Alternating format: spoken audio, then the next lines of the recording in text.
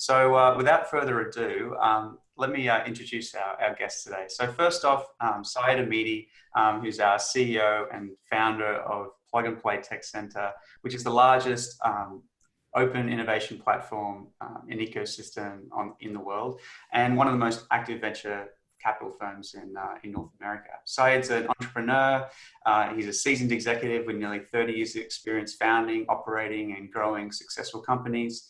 And he's also been investing in technology companies for over 15, 20 years with exits such as PayPal, Danger, Dropbox, and the like, which Mike has mentioned.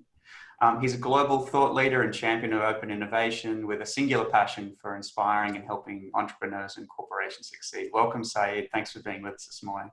Great being with you guys. Great event today after Fantastic. 4th of July. That's right. That's right.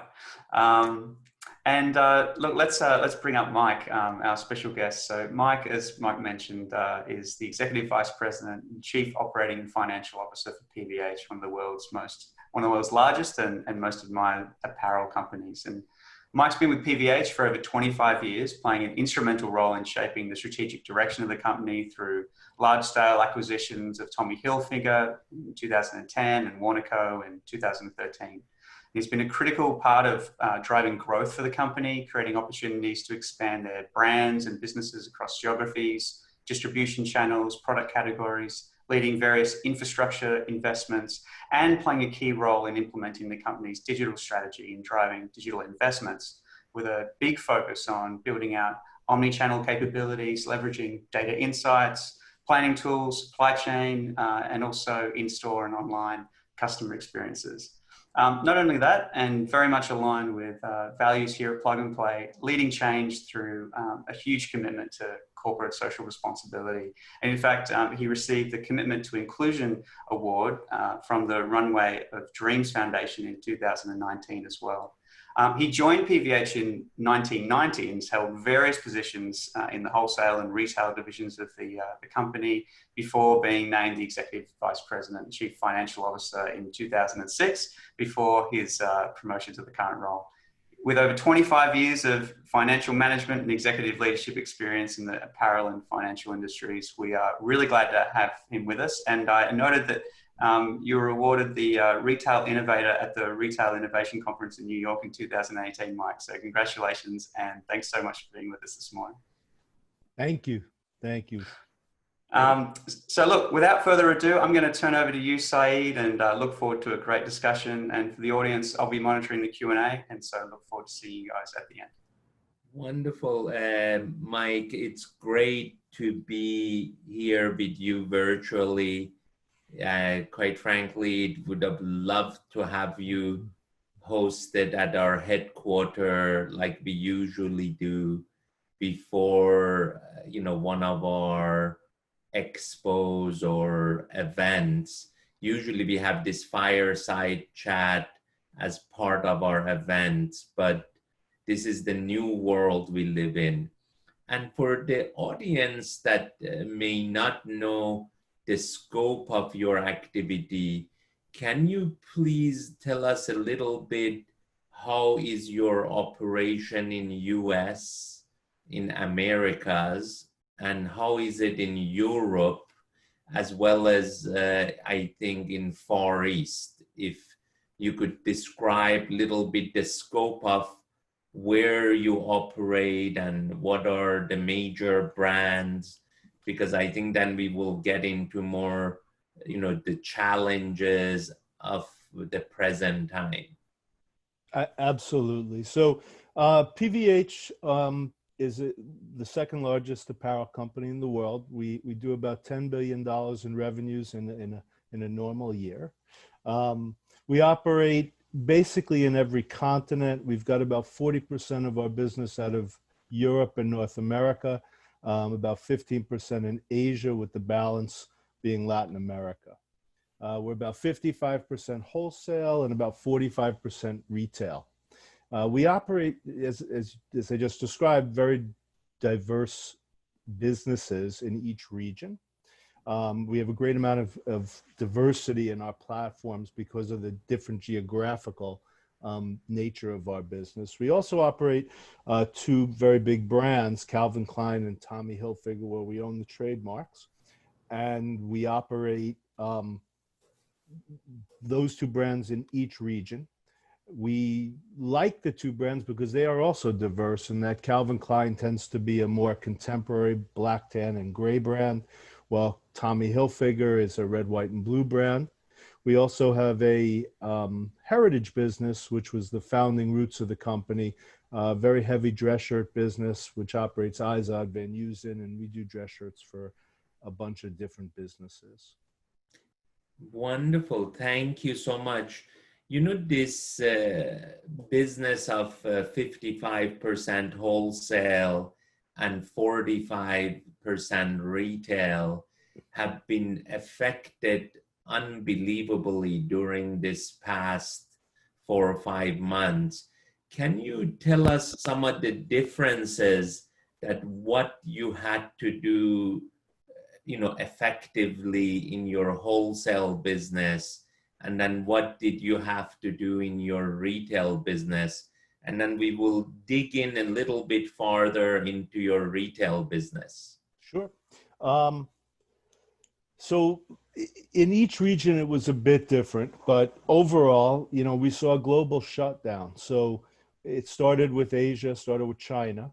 We closed our stores, we closed our offices, our customers closed their stores. That moved then to Europe, that moved then to North America.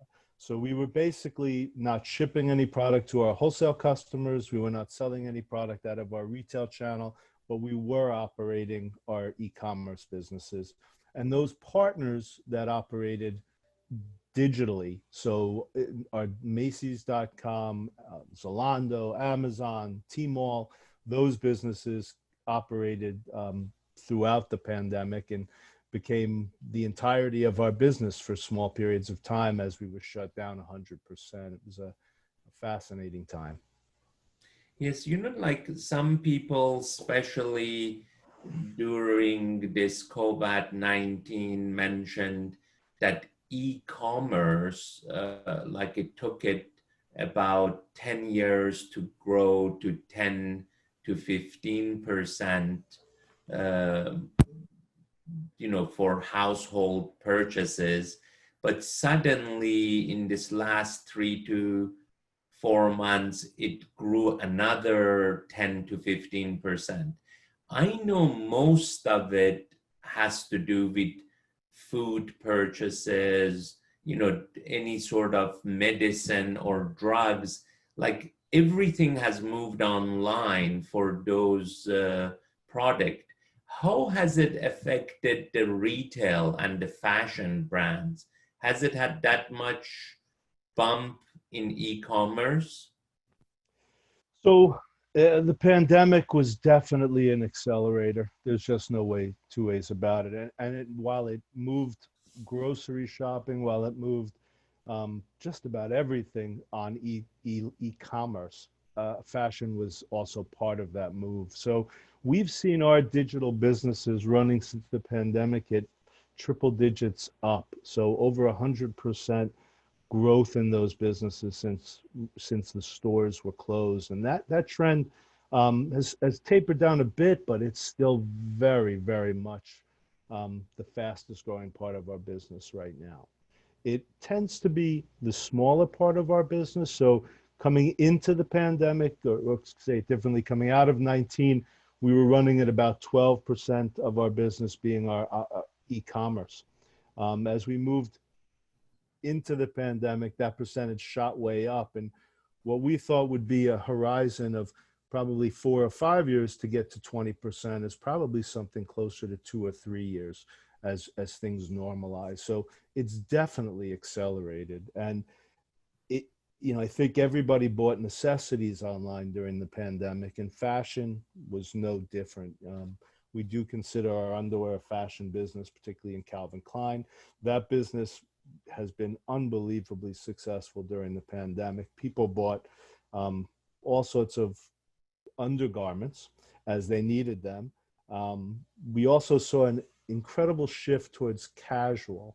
as opposed to dress up or tailored. So we were coming into this pandemic, and I think we still are the largest dress shirt company in the world, but it's definitely not a business besides the two of us and maybe those on this call that are on video. You're not seeing many people in dress shirts. So there's been a move towards much more casual product, athleisure, fitness. There's also been a move towards tops versus bottoms, which I find fascinating. And I think it's because I can't see your pants, and people want to change their top much more often than their pants. So it's definitely changed trends, but this pandemic has definitely accelerated the digital part of our business. Wonderful. And, you mentioned the shutdown initially in Far East, then Europe, and then US. We have offices in China, Singapore, and then also Paris, Milan, etc. And it seems like life is little bit faster back to normal, especially in Far East, but also most of our offices in Europe return to office July 1st. Do you see the stores opening up at a faster pace in Europe? And when do you think we will be fully opened in US? So at this point, globally, we are pretty much open, and most of our customers are open. So our stores, there are a few stragglers, and there are some stores that have been part of the, I don't want to call it a second wave, but resurgence, I guess, in the US where we've closed. And there are pockets, but it's small store count. So we're pretty much open. What we've seen is really the first into the pandemic was China, and it's been the first out. When we reported our results, we talked about China being flat. Those results have continued to improve week after week as we move through the second quarter. In Europe, we've also seen sequential improvement week after week. The same store sales were down about 20% when we reported. That's gotten better. And in North America, we reported down about 25%. We've seen some improvement there, but we've also seen some pullback in the areas where there seems to be a resurgence. What's really not come back for us is our stores in North America and globally for the most part, where we have heavy tourists. And by that, I mean international tourists. So in North America, some of the outlets industry's best stores where we operate in North America is all outlets, are Vegas, Orlando, Florida. And while those stores are open, they are not performing anywhere near their historic levels because there really is close to zero international tourism. I don't see that coming back for a while. So I think that's going to be a drag. And I think our customers will feel that also in their big city stores, in the downtowns, not just in North America, but globally. China, we see traffic down, but we are seeing the business perform. So it's our hope that the rest of the globe will model off of China and come back at that level. We all read the same information. So Europe's cases seem to be more stabilized than North America's, and China seems to be on the downtrend. So at this point, I'm hoping that we all follow the China path and come back like they are coming back.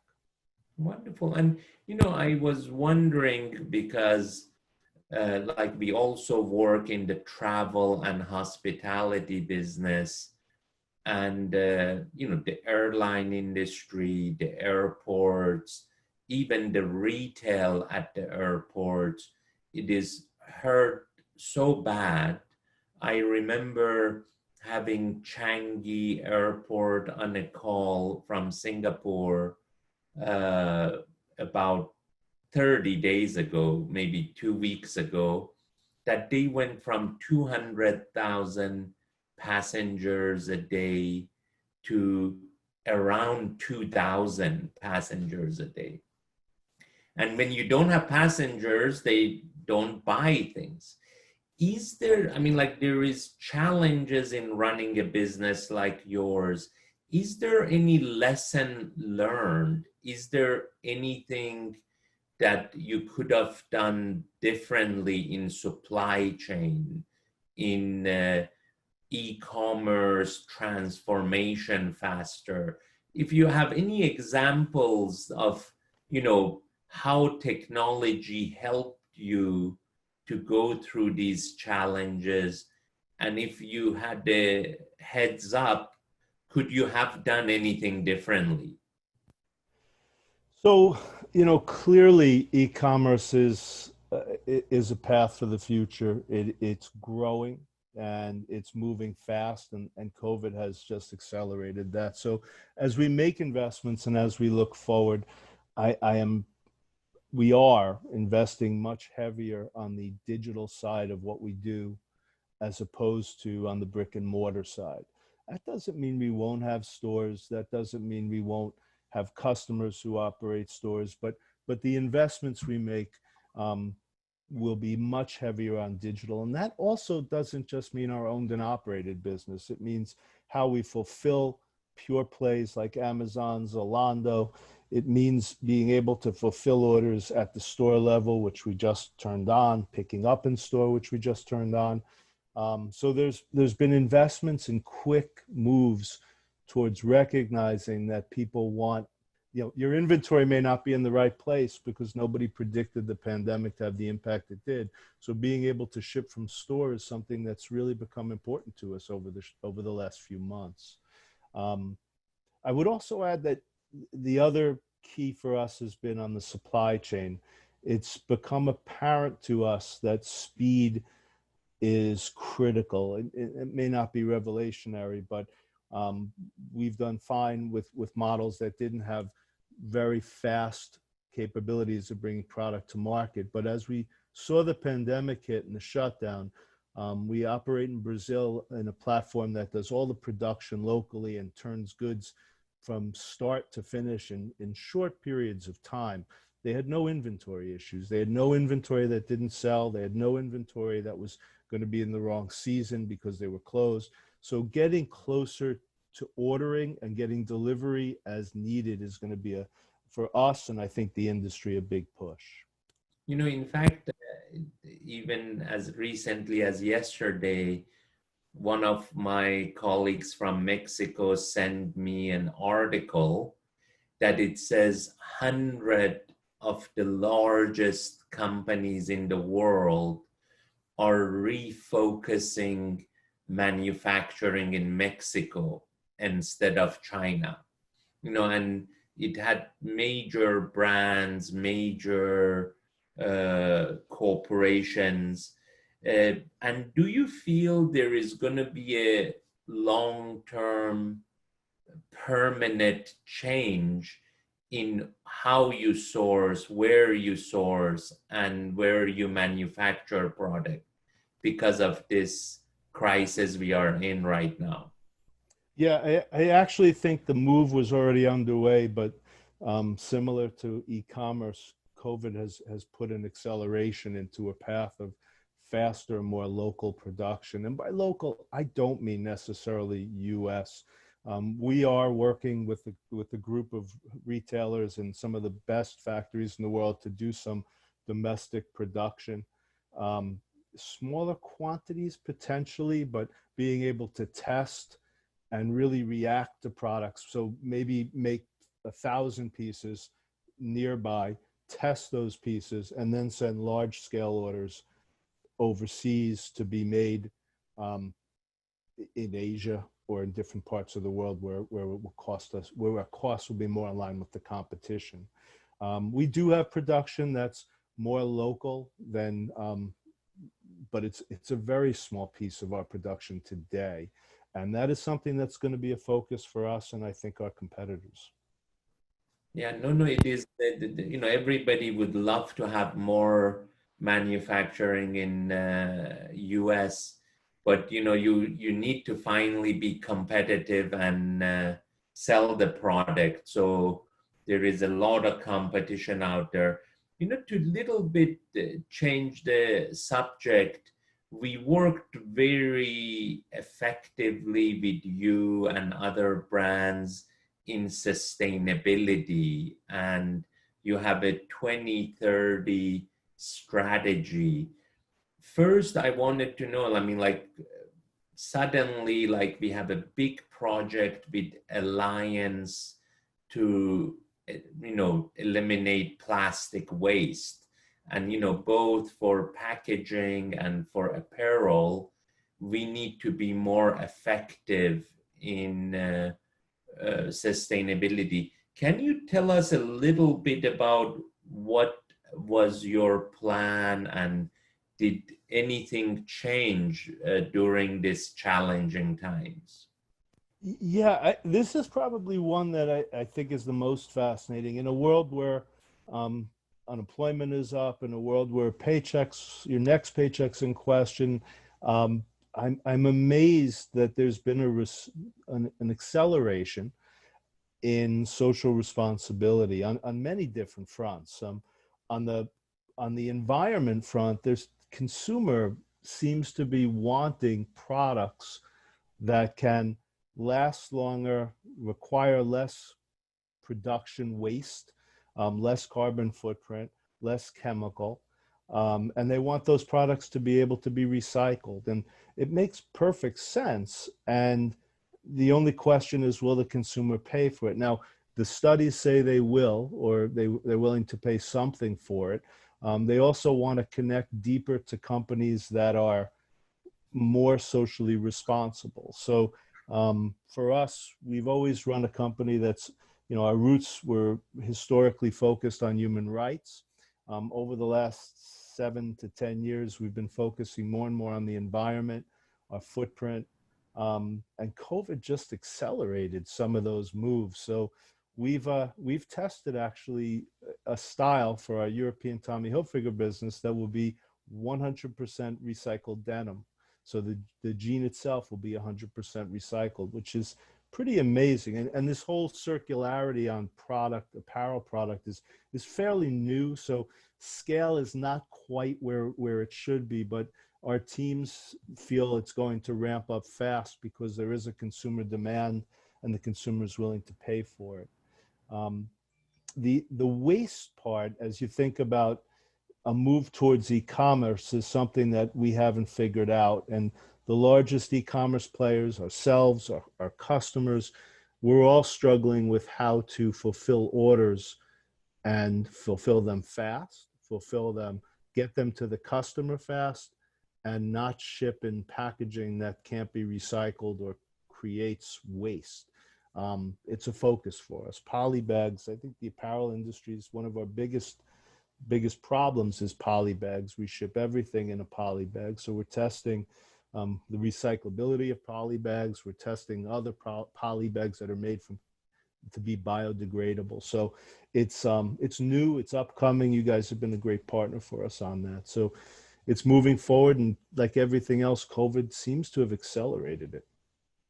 If I could mention to you, like, especially, I have never spent this much time at home as the last 4 or 5 months. And I run a business which is a returnable bottled water business. It's like this 5-gallon bottled waters that we deliver to homes and offices, mostly in Spain. And then every 5 bottles we deliver, we pick up 5 empties. And while sitting at home and while seeing these delivery trucks, Amazon delivery trucks coming here and other delivery channels, I mean, like, when I dream big, and I like to dream big and then come back to reality, why couldn't they pick up a bundle of boxes and plastic wrappers and take it back to the distribution centers? Because the trucks only travel 10 to 20 miles from a distribution channel. or reshipment channel, you could say. Why have you ever, or I know that some of our startups, we are trying this, what we call loop technology to have a full circle.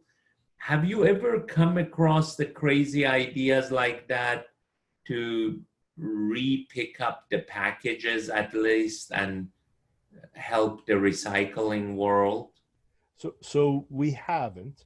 The closest I'd say we've come is on the poly bags, where we're in the test to just recycle and reuse, which would be huge. Um, there's something like that would require expertise, and in the COVID world, I'm not so sure my warehouse team would appreciate boxes coming in to the warehouse. There'd be a lot of issues around it, but we are trying to recycle. And I do think if you believe that your cardboard gets recycled, I can tell you that myself, when I go to my local recycling center, I'm amazed at the number of boxes and the lack of capacity that's there because of what's gone on with shipping. There's basically, they can't handle all the demand for recycling of cardboard. So for us, it's been a focus on what we can impact fast, which has been the poly bags. Believe it or not, our pins and what we put into dress shirts, which matters. When someone buys a dress shirt, they don't want to see a flat, ugly. Michael, I little bit lose you, but I think you're back now. Go ahead. Okay, sorry. On dress shirts, it's also been fascinating. Our pins hold the dress shirt to make it presentable in a package. If you don't put pins in it, they look like a flat piece of bread. They just don't have any structure. So we've spent time and money on recycled pins and different ways to present, and clips and less clips to be able to use, so we could be more environmentally friendly. And the big culprit on apparel is on the production side. It's the chemical, it's the dye, it's the cotton, it's the water. So for us, it's been a focus on the big controllables and trying to help our farmers and where they grow the cotton, learn how to produce with much less water. And we've made a pledge, which we honored, to get out of all harmful chemicals. So we've moved away from chemicals that are bad for the environment and bad for people. So that's been where we hit first. And now we're moving more and more to how to now hit the e-commerce component and how to ship that more effectively. But as long as the consumer is going to demand 24-hour or 48-hour service, there's also a huge carbon footprint in that piece of the business. So that has to be figured out, and we don't have a solution yet for it. In fact, you brought an interesting point in saying, like, let's say we want to produce and use products with less carbon footprint, you could do it at the growing the cotton level or the farms. You could do it during manufacturing and during shipping and supply chain, and finally post-consumer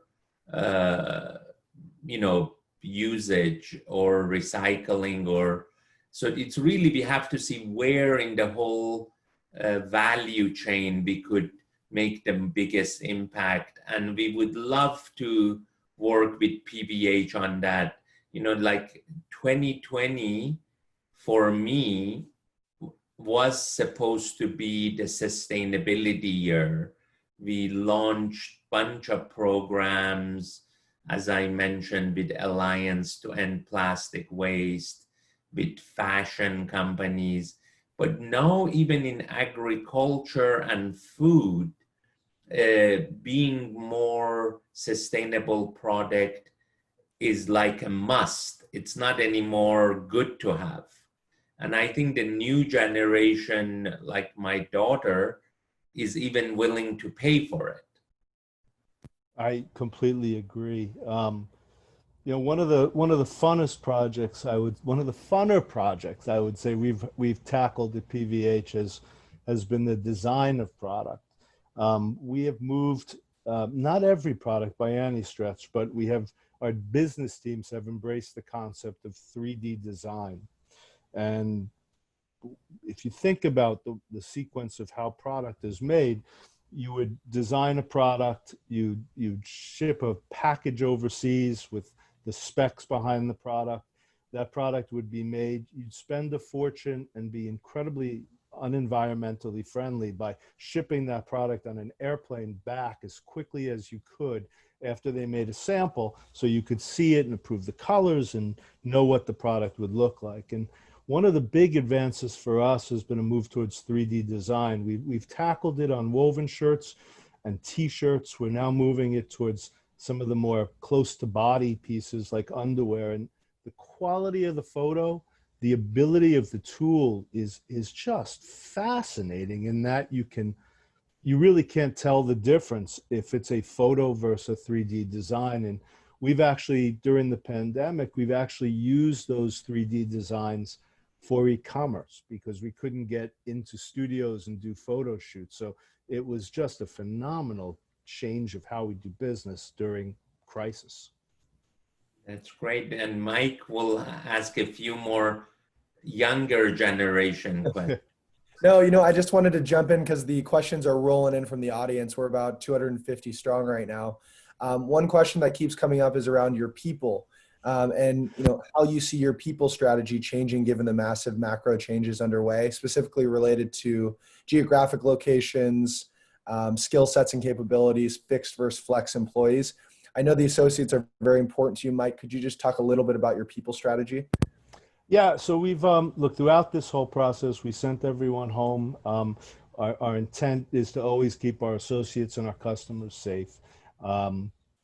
As we look forward and work through this, we are wrestling with the concept of what the future office looks like. In the last 90 days, we have done a $275 million bank loan. We've done a $175 million Euro bond. We are out in the market on $500 million of bonds.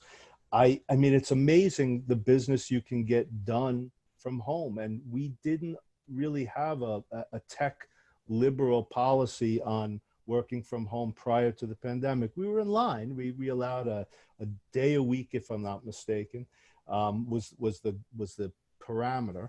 But this has clearly changed our perspective. Now we all have leases, so for a while I don't have to worry about it. But I would say that we are definitely working on what is the package you need to work at home. Is it a laptop? Is it a monitor, a printer, and a shredder? High-speed internet, all those things, how people reorder paper and toner, it's a bear. And then how often do we work at home? How often do we have to go into the office? And what that's going to look like. We've had critical teams in our offices over the last 30 days, mostly design type projects going on where people wanted to get together to review product and touch and feel a product, look at how things come together, lay out styles. So we've allowed critical teams into offices. We're fortunate. We have a big office in New Jersey, which is drive to. So that business, nobody wanted to work in the New Jersey office from the design side, but lately that has been a complete flip. Everybody wants to go to Jersey. So it's a work in process, Michael. It's something that's going to come together, but clearly there'll be less office space needed. It'll be more communal, less offices, and people will have better tools provided by us to work at home as we move forward.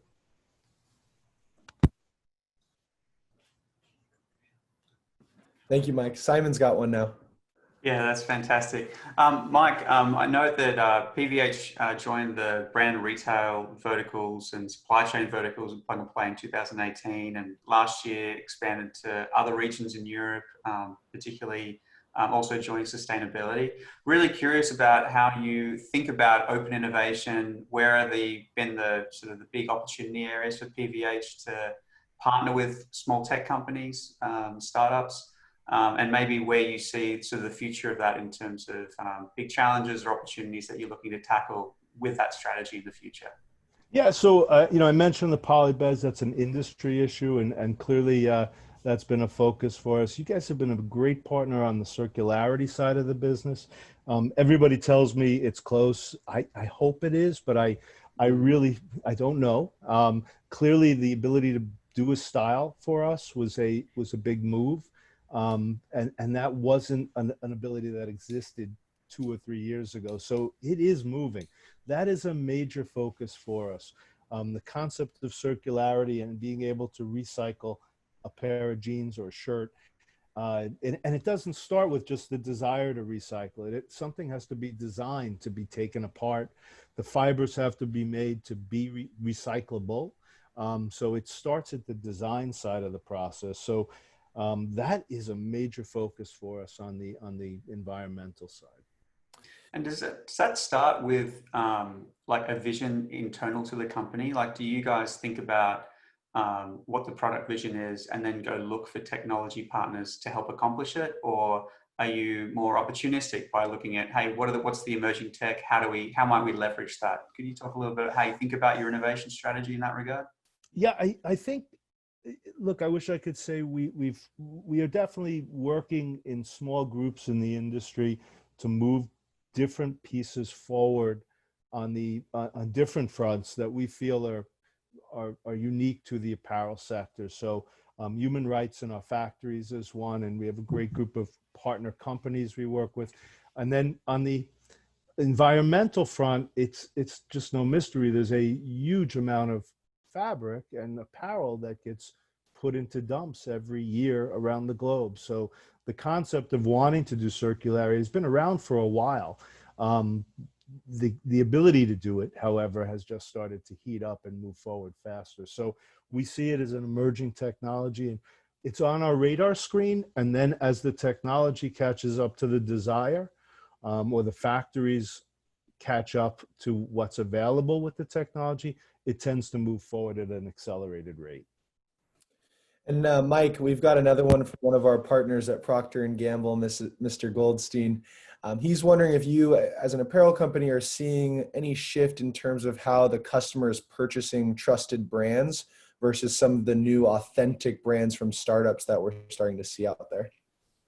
So for us, it's so hard to read trends during something like this where stores are shut or limited hours, or there's rationing of people into the footprint. So it's hard to tell. Yeah. But what I would expect, or what I was, maybe it's terrible, what I was hoping was there are some startups that are in the space. I'm assuming that those startups are in many cases struggling. They were cash strapped coming in. I do think we'll see some of those startups go away. I do think we'll see a clearing of the playing field. Not that they'll all go away by any stretch. Some are wildly successful, but I do think there'll be a clearing of the field. There'll be the strongest survive. And I don't necessarily think that's the biggest, but I do think it'll be those that have balance sheets that can support. Nobody created a company anywhere that was built to be closed.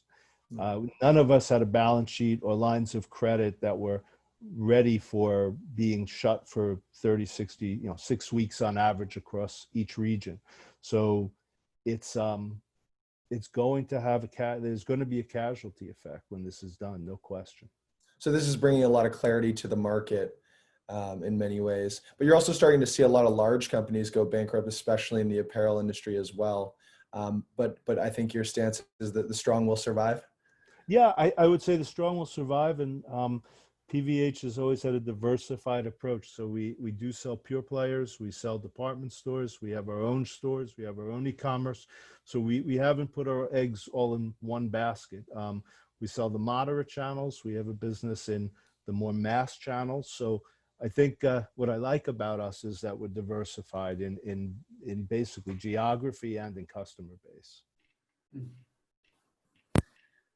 There's one question sorry, Saeed, go on.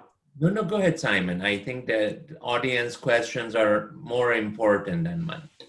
Not at all. Well, one of the things that we often talk about is how established companies transition, their strategies and move change. And you've been at PVH for many years, and this is something that Saeed's inquired about a lot to a lot of our sort of guest speakers on this Fireside Chat program. How have the conversations been, for instance, in moving from single channel to omni-channel? I know you're very passionate about that, but be very curious about the change journey and how you've facilitated that change internally at PVH to either create the burning platform for it or win hearts and minds, or maybe you could talk about how that journey has actually been. That's a great question, and I wish I could say that we've been successful at times and not as successful at times. You do tend to hold on to what you're comfortable with and what you like, and this has been one of our biggest issues. How do you move a big company that's geographically spread out with old technologies? And I think the way to do that is really through education and investment. Yeah. So our teams tend to like what works. If something is going to pay a dividend, like 3D design, I got to, be completely transparent. Going into the pandemic, it was take it or leave it. People liked it, people didn't like it. Somebody liked it on the woven shirt side, so we were moving forward. But piquets didn't have a big presence on the platform. As the pandemic hit, people saw the payback, the ability to now get a photo online while your photo studios are shut down, the ability to press a button to send a package overseas. Nobody went to a FedEx to send a tech pack overseas to get the product made. So it became necessary and had a huge win for the team. So as long as there's an ROI and our business teams feel it and see it, it's embraced. If it's something that has a longer term view, sometimes you have to run that road for a while and prove it and really convince people. I find if we force things, we fail. We have to have buy-in from our businesses, and we have an incredible group of leaders in our teams that run the businesses who really have a great sense of what they need. So what I learned, what I believe is if the technology is right, if the retooling is right, our teams will embrace it and pull it forward rather than need to be pushed. All right, Mike, here's one from our friend at Wharton, Joseph Perfetti. What happens to retail distribution post-pandemic? What happens to traditional brick and mortar? It's a great question. And if I knew, I would be, look, I absolutely believe that brick and mortar has a place. I was astounded. I talked about, and I probably wasn't as clear as I could have been. In North America, our international doors have been down, but our domestic doors have been significantly up. They're smaller in scope, but between the stimulus checks, pent-up demand, and a desire to get out of the house, we've seen pluses in those stores for the periods they're open compared to the prior year. We just finished the 4th of July weekend, which I felt good about, and people were out there shopping. People are waiting in lines to get indoors. So it's, I don't think it goes away. Clearly there'll be casualties. I think balance sheets matter. I think having lines of credit and assets and cash and the ability to get cash is key, because this could happen. There could be a second wave. There could be resurgence. There could be sporadic closures. I think diversity is key. Having businesses in different regions is probably more of a plus than is definitely more of a plus than a minus. Product categories that are more basic are key. We're going to evolve. There's going to be a move out. I can't see a big tailored business coming back in the next 6 weeks. So I think there'll still be a move towards casual. I think people are going to still want to buy more casual. So there's going to be casualties, and I think having the resources to survive through this pandemic is really going to be key to what happens to our wholesale accounts. And I think maybe footprints change in our stores. Maybe there could be more kiosk or online shopping from the store shipped to home. More of that type of mentality than stores stocked with product and everything available in the store. Yeah. Over to you, Syed, I think. Yeah, again, Mike, I am a true optimist, and I feel like with even some of our automotive partners, which is a really expensive purchase when you buy a new Mercedes. When China reopened, they had some of the best sales compared to last year, maybe you know, equivalent or even higher. Do you feel like as soon as people build confidence, there could be a surge in consumer purchases? And do you feel like what people have not purchased in the last 3 to 4 months, they're going to compensate for it later on in September, October? That is there is a theory that there will be a surge in demand. We are, this is, in my opinion, this is not the year to be running after it. I think this is more a year where I'd rather walk away from a sale than have the inventory sitting at the end of the year that didn't sell. So I think for me, this is more about a gross margin opportunity. I think we'd rather have less inventory and get higher gross margins in what I think is going to be a promotional environment. So inventories are key to success right now, how you manage them. So we've seen this pent-up demand in each region as stores opened. We've seen there's no tourists. We've seen that the local consumer is shopping. And I don't know if it lasts, and I don't know if there's a big Christmas season because people feel hopefully we'll be back to normal and things will feel better, or there'll be some more normalcy and people will feel better. But I think every retailer is incredibly guarded right now in terms of their inventories. And by that, I mean, I think in every industry, everyone's watching inventories closely and managing what they're bringing in and hoping to get, would rather turn a gross margin dollar profit increase than a sale increase at this point. Very, very interesting. And, you know, again, there is no two ways about it. It is uncharted waters. It is unusual times. But if you had to do some comparison to 2008, 2009, is there any, again, lessons learned from what the economic challenges were during that time versus today? You know, I guess the common theme would be you have to have liquidity. You have to be able to weather the storm. I think the better comparison has been watching the first in countries to come out. So, you know, I keep going back to China, but this is our first pandemic, and China was the first one in and the first one out. And we're using them as a playbook for the policies, the procedures, you know, how our associates come in and self-check their temperatures. They have to wear a mask. We have sanitizer all over the store.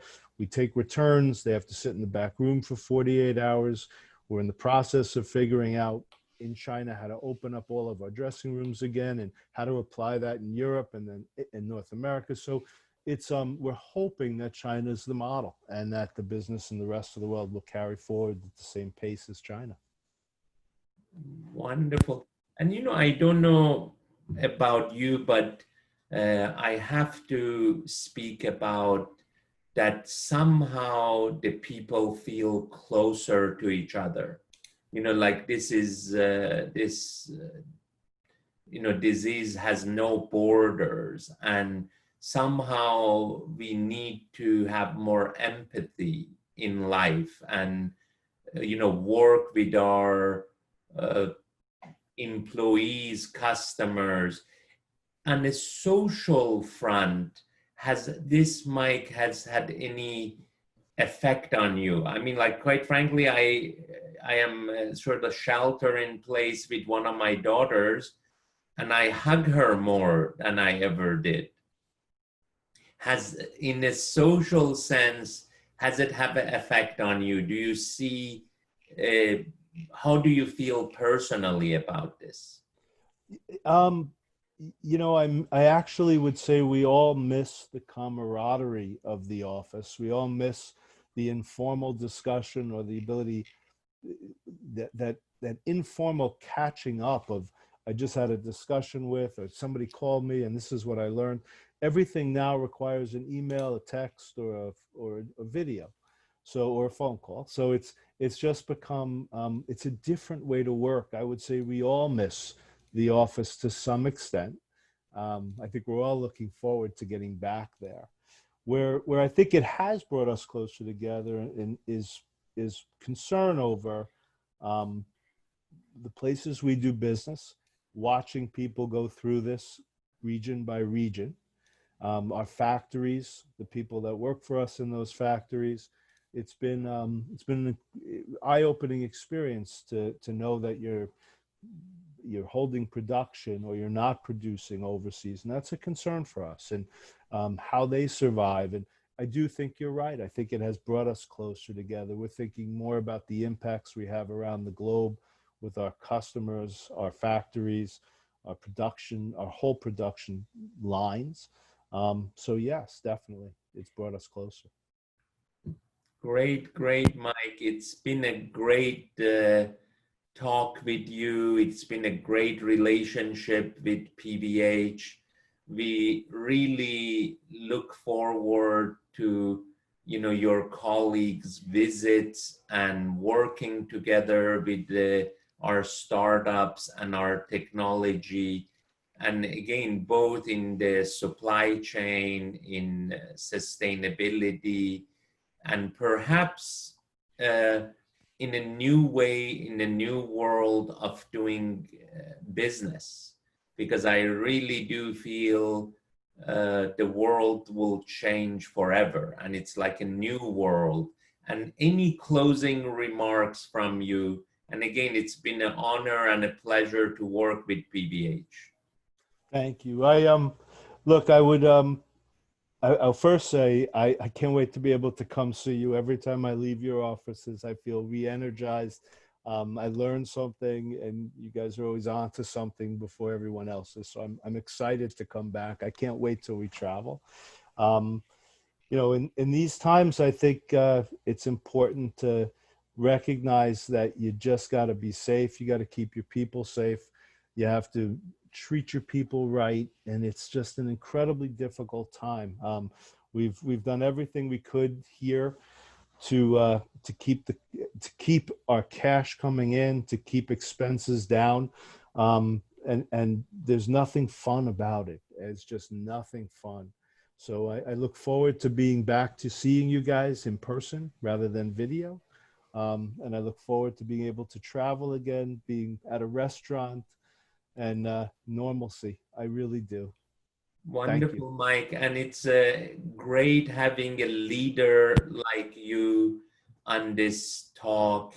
And I love your, being frank, facing the challenges, but also remaining very optimistic. I really enjoyed that. Thank you. Always a pleasure to see you guys and talk to you guys.